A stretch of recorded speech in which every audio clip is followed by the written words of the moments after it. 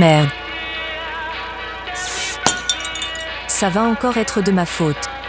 Oh, Maddy, je t'avais dit que ça ferait trop. On fait comment maintenant pour faire la vidéo de Noël?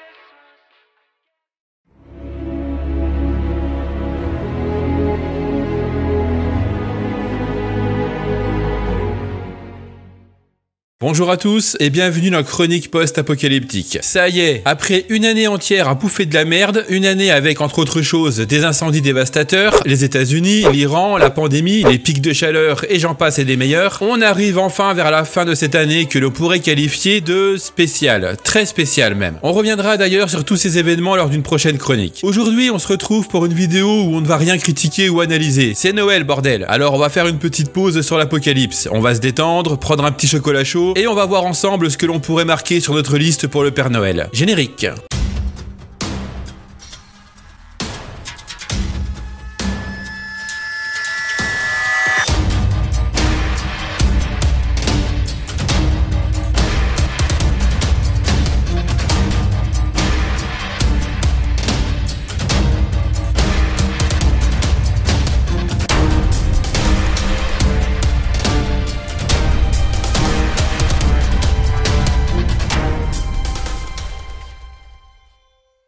Comme l'année dernière, et parce que j'ai pas envie de me faire chier, on va de nouveau faire ça sous la forme d'un top. En même temps, il faut avouer que c'est une façon relativement efficace de présenter des articles. Voici donc, pour la deuxième année consécutive et pour votre plus grand plaisir, le top 10 des cadeaux post-apocalyptiques que vous aimeriez trouver sous votre sapin à Noël. Si des produits présentés dans ce top vous intéressent, tous les liens sont disponibles dans la description de cette chronique. Tiens, c'est bizarre ça. Je m'attendais à ce que tu fasses encore une remarque comme l'année dernière. Post-chronique, j'ai décidé de faire une trêve pour Noël. Ah bah c'est bien ça, c'est un bon esprit. Mais Noël ne durera pas éternellement, et d'une manière ou d'une autre, j'aurai ce qui m'a été promis. Maddy, qu'est-ce que tu vas faire? Maddy, viens ici.